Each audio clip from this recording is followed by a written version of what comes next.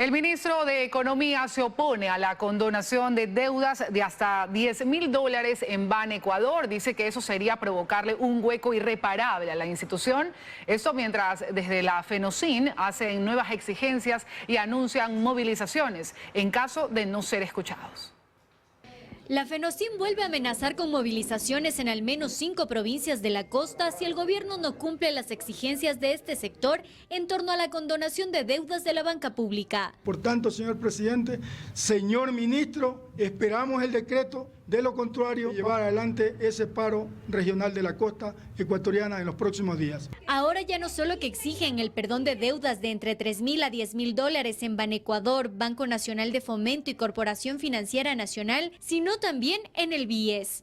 E incluso en esta carta enviada al presidente de la República, señalan que los beneficiarios de la condonación deberán inmediatamente ser retirados de la central de riesgos y pasar a tener calificación crediticia A1, es decir, que vuelvan a ser sujetos de crédito. Hemos hecho el análisis financiero y $200 millones no pueden ser dados como rifa en detrimento de 2 millones de clientes. Eso está en riesgo el rato que actuamos de manera irresponsable por un capricho. El ministro de Economía, Pablo Arosemena, también fue enfático. Dijo que no dará un criterio favorable a la condonación de deudas de hasta $10.000, pues eso provocaría un hueco, refiriéndose específicamente a Banecuador. No se puede permitir que se ponga en riesgo el patrimonio de una institución que al día de hoy sirve para sacar adelante a los emprendedores. Hay que usar dinero de la gente para poder favorecer a 20.000 personas, que muchas de ellas, Belén, ni siquiera pagaron la primera cuota.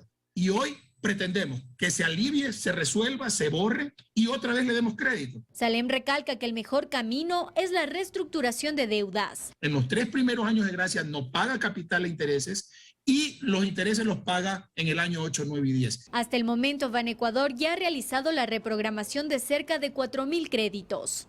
En Quito, Belén Merizalde, 24 horas. La Asamblea aprobó este jueves por unanimidad la Ley de Economía Violeta. Esta ley, entre otras cosas, por ejemplo, tiene incentivos a las empresas para la contratación de mujeres. Además, establece la posibilidad de que los padres compartan el periodo de lactancia tras el parto en igualdad de condiciones. La votación fue unánime. Los 119 asambleístas presentes en el Pleno se mostraron a favor de la Ley de Economía Violeta, la que busca reducir la brecha de género en lo social, salud, reproductivo, educativo y económico, pues establece las mismas reglas de juego para hombres y mujeres. Esta ley tiene como objetivo beneficiar a más del 51% de la población del país, que hoy soportan desproporcionadamente el desempleo, lo que las obliga a depender económicamente de otros que abusan de ellas. La norma establece incentivos tributarios para que las empresas contraten a mujeres. Les obliga también a aquellas que tengan 50 trabajadores o más a tener espacios para sus hijos, a más de la equidad de sueldo en cargos ocupados por hombres o mujeres. Por ende, se obligará a las empresas a respetar estos derechos, con la creación de un plan de igualdad para respetar la igualdad de condiciones y oportunidades. ¿O acaso no hemos escuchado que cuando van a buscar un empleo, lo primero que le preguntan, ¿usted va a casarse? Y si está casada, usted, por si acaso está embarazada o se va a embarazar, está entre sus planes para no contratarle? ¿O acaso no sabemos que esa es una realidad y un discrimen para las mujeres? Pero también la ley permite que el padre y la madre, previo acuerdo, puedan acogerse al periodo de lactancia en condiciones iguales. Organizaciones de mujeres entregaron sus aportes previo al debate. Por lo tanto, es absolutamente peligroso que a través de una norma dejemos a la libertad del empleador, no de la mujer, sino del empleador, la posibilidad de gozar la licencia por maternidad y el permiso de lactancia. Esta ley de economía violeta reforma además al Código del Trabajo, la ley de régimen tributario interno, la ley de pasantías del sector empresarial y también la ley de compañías. En Quito, Karen Aro Ruiz, 24 horas. Amigos, el Gobierno Nacional creará 5 mesas de trabajo para ejecutar acciones de prevención y erradicación de la corrupción. Se espera que este comité despliegue los primeros resultados en los próximos 2 meses. Nuevamente la Presidencia de la República se convirtió en el sitio de trabajo desde donde los representantes de las funciones del Estado planificaron acciones para prevenir y erradicar la corrupción. Este martes, a un mes de la primera reunión, altas autoridades encabezadas por el Presidente de la República definieron 5 temáticas a desarrollar, cada una con un grupo de trabajo específico. Integridad pública, fortalecimiento del sector público y meritocracia, reformas normativas, calidad del gasto público, estadística y tecnología. Y sobre esto construiremos una red de mesas que nos permita llevar propuestas concretas para la siguiente reunión de esta instancia. Para generar por lo menos los cambios mínimos necesarios de manera en los siguientes 2 meses. El objetivo será que cada función del Estado pueda ser una guía de lo que se requiere para luchar desde sus competencias. En el ámbito de justicia, por ejemplo, se habló de una serie de reformas. La posición del presidente de la Corte Nacional respecto a la necesidad de promover en conjunto un conjunto de reformas. Él nos ha hablado, aquí están trabajando ahora los diversos jueces y que serán entregadas a esta mesa también. Durante este encuentro, el presidente de la República, Guillermo Lasso, destacó que el dinero que se lleva a la corrupción es de todos los ecuatorianos, monto considerable que se podría invertir. Si luchamos contra la corrupción, el dinero nos va a alcanzar. Ahí están los recursos que necesitamos para poder lograr el desarrollo del país, para construir más hospitales, más unidades educativas, universidades. Además dijo que en un sobrevuelo por San Lorenzo, Esmeraldas, pudo evidenciar 5 proyectos de minería ilegal y que acciones como estas buscan frenar con lo que denominó una plaga. Las mesas de trabajo no tendrán un número determinado de participantes, pues se aclaró que cualquier institución se podría adherir. En Quito, Daniela Valencia, 24 horas. Los escándalos no han sido novedad en el Consejo de Participación Ciudadana y Control Social. Solo una consejera titular posesionada en 2019 sigue en su cargo. Los otros han sido destituidos en distintos momentos e incluso su presidente estuvo en prisión. Junio del 2019, los 7 consejeros de participación ciudadana electos por votación popular siendo posesionados por la Asamblea Nacional. Quedan ustedes constitucional y legalmente posesionados. 3 años después, solo queda uno de ellos en el cargo, Sofía Almeida. El resto fue destituido en distintos momentos. Incluso su posesión se retrasó algunos días porque el Tribunal Contencioso Electoral revisaba la situación de 3 de ellos, tras una denuncia por supuesta infracción electoral al vincularlos con el correísmo. Finalmente, Desintonio, Gómez y Dávalos fueron posesionados. Pero la felicidad duró poco. Solo 2 meses después, Walter Gómez y Victoria Desintonio fueron destituidos junto a quien era el presidente del Consejo de Participación Ciudadana. Se creó únicamente por odio, por venganza personal, que asumo y creo tiene en mi contra. A Tuárez le fue aún peor. En noviembre del 2019 fue detenido y en el 2020 sentenciado a 5 años de prisión por venta de puestos públicos. En junio del 2019, Sofía Almeida, sobrina del asambleísta social cristiano Luis Almeida, se convirtió en presidenta del organismo, creando una nueva mayoría, de la que luego se desprendió Ivette Estupiñán.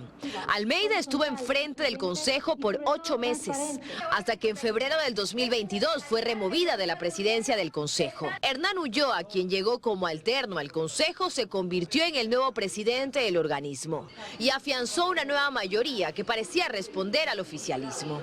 Es un consejo tan ecuatoriano, porque como el resto de las funciones del Estado, simplemente da lugar a viles pugnas de poder. Una mayoría gobiernista dirigida por el doctor Ulloa y una minoría de oposición dirigida por Sofía Almeida. Es todo un espectáculo ecuatoriano. Ahora presenciamos un nuevo movimiento que viene otra vez desde la Asamblea. 4 de los consejeros que formaban parte de la mayoría fueron destituidos y censurados, dando inicio a lo que podría ser un nuevo capítulo complejo en el organismo.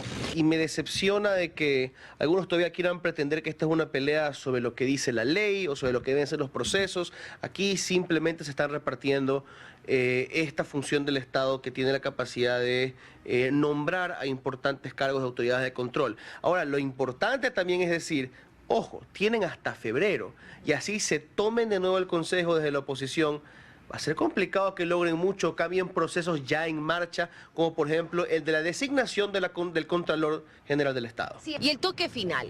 Uno de los futuros consejeros que podría asumir el cargo tiene una orden de prisión en su contra. Está siendo buscado por estafa masiva. Dayana Monroy, 24 horas. El gobierno apunta a concretar la adjudicación de la refinería de Esmeraldas hasta el primer semestre de 2023. Con la reducción del volumen de importación de derivados de petróleo, se espera un ahorro de $800 millones. Arrancó el proceso para el concurso público de ofertas para la modernización de la refinería de Esmeraldas. Las empresas extranjeras interesadas podrán adquirir las bases para participar en la licitación de la modernización y repotenciación del mayor complejo refinador del país. 7 empresas interesadas en el proyecto. Son las interesadas. Ahora vamos a confirmar acerca de las interesadas cuáles presentan su oferta. Las obras requerirán de una inversión privada de $2.700 millones. Actualmente Ecuador extrae en promedio 490.000 barriles diarios, pero debe importar al menos 120.000 barriles para abastecer al mercado interno. El proyecto incluye la construcción de una planta de alta conversión para la producción de combustible bajo las normas Euro 5. Tras la modernización, la producción de combustible se incrementará en 47.000 barriles diarios bajo estándares de calidad. Con el proyecto, el Estado aspira a un ahorro de $800 millones por una disminución en las importaciones. La empresa adjudicada tiene una parte muy importante, que es la negociación contractual, la que haremos capítulo por capítulo, artículo por artículo, como dijo el señor gerente en una formación totalmente libre, clara y plena. Entre 2011 y 2016, la refinería de Esmeraldas recibió $2.300 millones en una fallida rehabilitación. Joana Ramos, 24 horas. Tras 21 días del estado de excepción decretado en Guayas, Esmeraldas y Santo Domingo, el puesto de mando unificado se trasladó a Quito. La medida del estado de excepción y el toque de queda estará vigente hasta el próximo 15 de diciembre. A través de su cuenta de Twitter, el presidente de la República confirmó la noticia. El puesto de mando unificado instalado el pasado 3 de noviembre en el ECU 911 de San Borondón, en respuesta a la ola de violencia desatada en Guayas, Esmeraldas y Santo Domingo, se trasladó a Quito. Según el primer mandatario, desde la capital se continuará desplegando acciones para desarticular las mafias narcodelictivas y proteger a los ecuatorianos. Desde que inició el estado de excepción, según los últimos reportes, se han realizado más de 14.000 operativos, se detuvo a 1.130 personas, se decomisaron 78 explosivos, 245 armas de fuego y más de 400 armas blancas. Restan aún 23 días para que finalice el estado de excepción y toque de queda, decretado el 1 de noviembre. Joana Ramos, 24 horas. Abastecernos abriendo 2 locales más. Y en la tienda deportiva en la que trabaja Ronnie, más camisetas amarillas se vendieron. Las ventas subieron en un 50%. Gracias a Dios el movimiento ha sido bastante bueno. La demanda incluso en el transcurso de la semana de cara al próximo partido de la selección ecuatoriana de fútbol ha ido creciendo. Y es que, como explica José Rivera, analista económico, el Mundial siempre aviva el comercio. Los ciudadanos se sienten más atraídos a ser parte de este evento y eso genera también un aumento en el consumo por parte de los mismos. En los meses que históricamente se llevaba a cabo el Mundial, que son junio y julio, el comercio en Guayaquil ha crecido un 2,5% por encima del promedio. Ahora se espera que llegue al 5% y que siga creciendo. El próximo partido de Ecuador es en un muy buen horario. Esperamos que eso tenga una incidencia positiva para el comercio. En ciudades como Quito y Guayaquil, el movimiento comercial por la fiebre mundialista empezó a cobrar fuerza desde junio de este año. Por ejemplo, las ventas en locales del puerto principal registraron un crecimiento interanual del 12%, según la Cámara de Comercio. La participación de la TRI ha sido un impulso para las ventas. Y si la participación del Ecuador es mejor durante el Mundial, va a incrementar el optimismo en el comercio y en general en la economía. Entre los negocios más beneficiados, además de los locales de venta de indumentaria deportiva y los restaurantes donde se proyectan los partidos, están los almacenes que comercializan televisores, que son los artículos más vendidos. Hablando estadísticamente, desde un 50 a un 70% solo lo que va en esta semana. La oferta, que incluye descuentos y promociones con temática futbolística, es cada vez más fuerte, ya que incluso coincide con la temporada de Black Friday, lo que atrae más clientes. Lo que genera altas expectativas para el cierre del último trimestre del año. Tiene este impulso de consumo gracias al Mundial de Fútbol. Luisa María Heredia, 24 horas.